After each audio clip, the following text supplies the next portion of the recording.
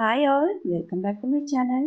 ಇವತ್ತು ಆರೋಗ್ಯಕರ ಮತ್ತು ಪ್ರೋಟೀನ್ ಯುಕ್ತ ಚಿಕ್ಕಿ ಪರೋಟ ಹೇಗೆ ಮಾಡೋದು ಅಂತ ತೋರಿಸ್ತಾ ಇದ್ದೀನಿ.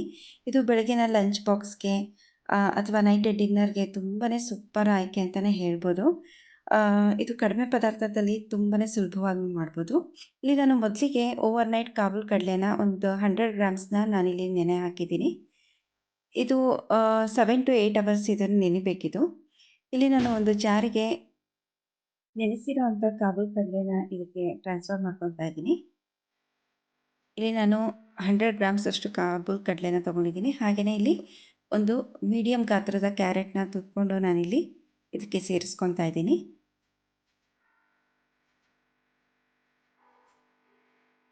ಸೋಂಪು ಕಾಳು 1 ಟೀ ಸ್ಪೂನ್ ಸೋಂಪು ಕಾಳು ಹಾಕ್ಕೊಂಡಿದ್ದೀನಿ. ಹಾಗೆಯೇ 1 ಇಂಚ್ ಶುಂಠಿ, ನಾಟಿ ಬೆಳ್ಳುಳ್ಳಿನ ನಾನಿಲ್ಲಿ ತೊಗೊಂಡಿರೋದ್ರಿಂದ 4ರಿಂದ 5 ಬೆಳ್ಳುಳ್ಳಿ ತೊಗೊಂಡಿದ್ದೀನಿ. ಹಾಗೆ ಒಂದು 5ರಿಂದ 6 ಹಸಿಮೆಣಸಿನಕಾಯಿ, ಹಾಗೆ ಒಂದು ದಪ್ಪ ಗೆಡ್ಡೆ ಈರುಳ್ಳಿ. ಇದಕ್ಕೆ ಸ್ವಲ್ಪ ನೀರು ಸೇರಿಸ್ಕೊಂಡು ರುಬ್ಕೋಬೇಕು. ಸ್ವಲ್ಪ ಮಾತ್ರನೇ ನೀರು ಸೇರಿಸ್ಕೋಬೇಕು, ತುಂಬ ನೀರು ಹಾಕ್ಕೊಂಡು ರುಬ್ಕೋಬೇಡಿ. ಆನಂತರ ಇದನ್ನು ಒಂದು ಬೌಲ್ಗೆ ಟ್ರಾನ್ಸ್ಫರ್ ಮಾಡಿಕೊಂಡು ಇಲ್ಲಿ ನಾನು ಅರಿಶಿನ ಪುಡಿ 1 ಟೀ ಸ್ಪೂನು, ಹಾಗೆಯೇ ಅಜ್ವೈನ ಸ್ವಲ್ಪ ಹಾಗೆ ಕ್ರಷ್ ಮಾಡಿ ಹಾಕ್ಕೊಂಡಿದ್ದೀನಿ. 1 ಟೀ ಸ್ಪೂನ್ಗಿಂತ ಕಡಿಮೆ ಅಜ್ವೈನನ್ನು ತೊಗೊಂಡು ಕ್ರಷ್ ಮಾಡಿ ಹಾಕ್ಕೊಂಡಿದ್ದೀನಿ. ಹಾಗೆಯೇ ಒಂದು ಅರ್ಧ ಟೀ ಸ್ಪೂನ್ ಕೆಂಪು ಮೆಣಸಿನ ಪುಡಿನ ಹಾಕ್ಕೊಂಡಿದ್ದೀನಿ. ಇಲ್ಲಿ ನಾನು ಸ್ವಲ್ಪ 1 ಟೀ ಸ್ಪೂನ್ಗಿಂತ ಸ್ವಲ್ಪ ಕಡಿಮೆ ನಾನಿಲ್ಲಿ ಶುಗರ್ನ ಆ್ಯಡ್ ಮಾಡಿದ್ದೀನಿ, ಸಕ್ಕರೆ ಆ್ಯಡ್ ಮಾಡಿದ್ದೀನಿ. ಆನಂತರ ಇಲ್ಲಿ ಒಂದು ಈರುಳ್ಳಿನ ಹಾಕ್ಕೊಂಡಿದ್ದೀನಿ. ಇಷ್ಟು ಪದಾರ್ಥ ಹಾಕ್ಕೊಂಡಿದ್ದ ನಂತರ ನಾನಿಲ್ಲಿ ಗೋಧಿ ಹಿಟ್ಟನ್ನು ಸೇರಿಸ್ಕೊತಾ ಇದ್ದೀನಿ. ಈ ಮಸಾಲೆಗೆ ಎಷ್ಟು ಗೋಧಿ ಹಿಟ್ಟು ಪ್ರಮಾಣ ಸೇರಿಸುತ್ತೋ ಅಷ್ಟು ನೀವು ಸೇರಿಸ್ಕೋಬೇಕಾಗುತ್ತೆ. ನನಗೆ ಇಲ್ಲಿ ಈ ಬೌಲಲ್ಲಿ 5 ಬೌಲು ನನಗೆ ಇಲ್ಲಿ ಗೋಧಿ ಹಿಟ್ಟು ಸೇರಿಸ್ತು ನನಗೆ. ಇಲ್ಲಿ ನಾನು ಫಸ್ಟ್ 3 ಬೌಲ್ ಹಾಕ್ಕೊಂಡಿದ್ದೀನಿ. 3 ಬೌಲ್ ಹಾಕ್ಕೊಂಡು ಸ್ವಲ್ಪ ಚಿಟಿಕೆ ಉಪ್ಪು ಹಾಕ್ಕೊಂಡು ಚೆನ್ನಾಗಿ ಇದನ್ನು ಮಿಕ್ಸ್ ಮಾಡ್ಕೊತಾ ಇದ್ದೀನಿ. ಚೆನ್ನಾಗಿ ಒಂದಕ್ಕೊಂದು ಹೊಂದ್ಕೊಳ್ಳೋವರೆಗೂ ಇದನ್ನು ಚೆನ್ನಾಗಿ ಮಿಕ್ಸ್ ಮಾಡಬೇಕು. ಇದಕ್ಕೆ ಯಾವುದೇ ರೀತಿ ವಾಟರ್ನ ಆ್ಯಡ್ ಮಾಡಬಾರ್ದು. ಇದರಲ್ಲೇ ವಾಟರ್ ಕಂಟೆಂಟ್ ಇರೋದ್ರಿಂದ ನಾವು ಯಾವುದೇ ರೀತಿ ನೀರನ್ನು ಇದಕ್ಕೆ ಸೇರಿಸಬಾರ್ದು. ನನಗೆ ಗೋಧಿ ಹಿಟ್ಟು ಬೇಕಾಗಿರೋದ್ರಿಂದ ನಾನು ಪುನಃ ಇಲ್ಲಿ ಗೋಧಿ ಹಿಟ್ಟನ್ನು ಸೇರಿಸ್ತಾ ಇದ್ದೀನಿ. ಚೆನ್ನಾಗಿ ನಾದ್ಕೋಬೇಕು ಇದನ್ನು. ನೋಡಿ, ಇಲ್ಲಿ ನಂದು ರೆಡಿಯಾಗಿದೆ ಹಿಟ್ಟು. ನನಗೆ ಇಲ್ಲಿ 100 ಗ್ರಾಮ್ಸ್ ಕಾಬೂಲ್ ಕಡಲೆಗೆ ಇಷ್ಟು ನನಗೆ ಹಿಟ್ಟು ರೆಡಿಯಾಗಿದೆ ನನಗೆ. ಇವಾಗ ನಾನಿಲ್ಲಿ ಒಂದು ಅರ್ಧ ಗಂಟೆ ಅದನ್ನು ಹಿಟ್ಟನ್ನು ನೆನೆ ಇಡಲಿಕ್ಕೆ ಬಿಡಬೇಕು. ಅರ್ಧ ಗಂಟೆ ಇಟ್ಟಾದಮೇಲೆ ನಾನಿಲ್ಲಿ ಚಪಾತಿ ಹಿಟ್ಟನ್ನು ನಾದ್ಕೊತಾ ಇದ್ದೀನಿ. ಸ್ವಲ್ಪ ದಪ್ಪ ಪ್ರಮಾಣದಲ್ಲೇ ಹಿಟ್ಟನ್ನು ತೊಗೋಬೇಕು. ನೋಡಿ, ನಾನು ಉಂಡೆ ಇಲ್ಲಿ ದಪ್ಪ ಪ್ರಮಾಣದಲ್ಲಿ ತೊಗೊಂಡಿದ್ದೀನಿ. ಹಾಗೆ ಲಟ್ಟಿಸ್ತಾ ಇದ್ದೀನಿ. ಸ್ವಲ್ಪ ಲಟ್ಟಿಸ್ಕೊಳಕ್ಕೆ ಅಂಟ್ಕೊಳ್ಳುತ್ತೆ. ಸ್ವಲ್ಪ ಹಿಟ್ಟನ್ನು ಸ್ವಲ್ಪ ಜಾಸ್ತಿ ಉದುರಿಸ್ಕೊಳ್ಳಿ ನೀವು ಲಟ್ಟಿಸ್ಕೋಬೇಕಾದ್ರೆ.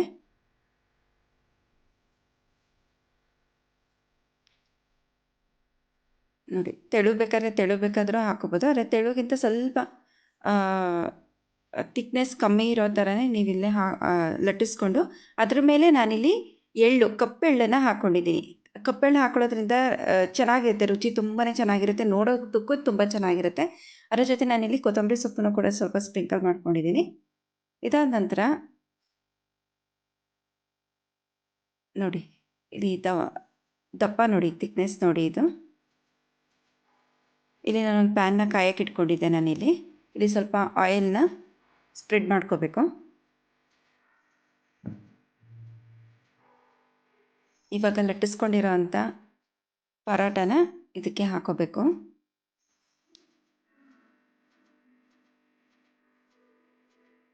ಇಲ್ಲಿ ಬಬಲ್ಸ್ ಫಾರ್ಮ್ ಆಗಬೇಕು. ಬಬಲ್ಸ್ ಫಾರ್ಮ್ ಆದಮೇಲೆ ನಾವಿಲ್ಲಿ ಮತ್ತೆ ಪುನಃ ಮೇಲ್ಗಡೆ ಎಣ್ಣೆನ ಹಚ್ಕೋಬೇಕಾಗತ್ತೆ. ನೋಡಿ, ಇಲ್ಲಿ ಬಬಲ್ಸ್ ಬರ್ತಾ ಇದೆ, ಗುಳ್ಳೆ ಥರ ಬರ್ತಾ ಇದೆ.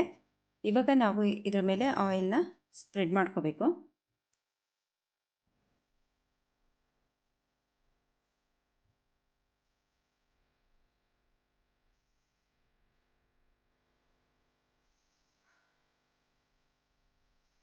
ಬೆಂದಿದೆ. ಇವಾಗ ಇದನ್ನು ಮಗ್ಚಾಕೋಬೇಕು.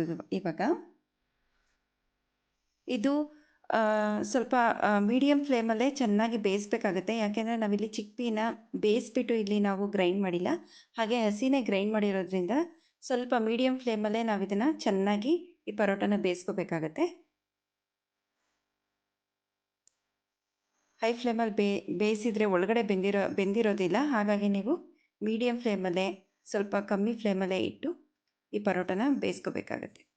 ನೋಡಿ, ತುಂಬಾ ರುಚಿಯಾಗಿರುತ್ತೆ. ನೋಡೋದಕ್ಕೂ ಬಹಳನೇ ಚೆನ್ನಾಗಿ ಕಾಣಿಸ್ತಾ ಇರುತ್ತೆ. ಹಾಗೆ ರುಚಿ ಕೂಡ ಹಾಗೇ ಚೆನ್ನಾಗಿರುತ್ತೆ. ಮಕ್ಕಳಿಗೆ ಲಂಚ್ ಬಾಕ್ಸ್ಗೆ ತುಂಬಾ ಚೆನ್ನಾಗಿರುತ್ತೆ. ಹಾಗೆಯೇ ಮಕ್ಕಳು ಕೂಡ ಚೆನ್ನಾಗಿ ಇದನ್ನು ಲಂಚ್ ಬಾಕ್ಸ್ನ ಖಾಲಿ ಮಾಡ್ಕೊಂಬರ್ತಾರೆ.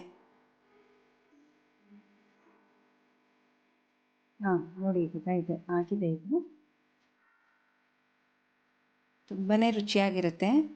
ನೋಡಿ, ನಾನು ಇನ್ನೂ ಒಂದು ಕೂಡ ತೋರಿಸ್ತಾ ಇದ್ದೀನಿ ಇಲ್ಲಿ. ಸ್ವಲ್ಪ ಲಟ್ಟಿಸ್ಕೊಳಕ್ಕೆ ಅಂಟ್ಕೊಳ್ಳುತ್ತೆ. ಸ್ವಲ್ಪ ಹಿಟ್ಟನ್ನ ಉದುರಿಸ್ಕೊಂಡು ನೀವು ಲಟ್ಟಿಸ್ಕೋಬೇಕಾಗತ್ತೆ.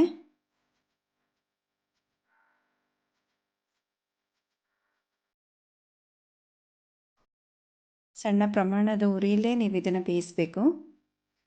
ನೋಡಿ, ಇದು ಕೂಡ ರೆಡಿಯಾಗಿದೆ. ಇದು ಕೆಂಪು ಚಟ್ನಿ, ಹಾಗೆಯೇ ಸ್ವಲ್ಪ ಬಟರ್ ಹಾಕ್ಕೊಂಡು, ಇಲ್ಲ ತುಪ್ಪಕ್ಕೆ, ಇಲ್ಲ ಮೊಸರು, ಯಾವುದಾದ್ರೂ ಆಯಿತು, ಕಾಂಬಿನೇಷನ್ಗೆ ತುಂಬಾ ಚೆನ್ನಾಗಿರುತ್ತೆ. ನಾನಿಲ್ಲಿ ಮೊಸರು ಮತ್ತು ಟೊಮೆಟೊ ಕಾಯಿ ಚಟ್ನಿ ಜೊತೆ ನಾನಿಲ್ಲಿ ಸರ್ವ್ ಮಾಡ್ಕೊಂಡಿದ್ದೀನಿ. ಈ ರೆಸಿಪಿ ಇಷ್ಟ ಆಗಿದ್ದರೆ ದಯವಿಟ್ಟು ಒಂದು ಲೈಕ್ ಮಾಡಿ, ಶೇರ್ ಮಾಡಿ. ಯಾರೆಲ್ಲ ಸಬ್ಸ್ಕ್ರೈಬ್ ಮಾಡದೆ ವಿಡಿಯೋ ನೋಡ್ತಾ ಇದ್ದೀರಾ, ದಯವಿಟ್ಟು ಒಂದು ಸಬ್ಸ್ಕ್ರೈಬ್ ಮಾಡಿ ಅಂತ ಹೇಳ್ತಾ ಮುಂದಿನ ವಿಡಿಯೋದಲ್ಲಿ ಸಿಗೋಣ. Thank you for watching.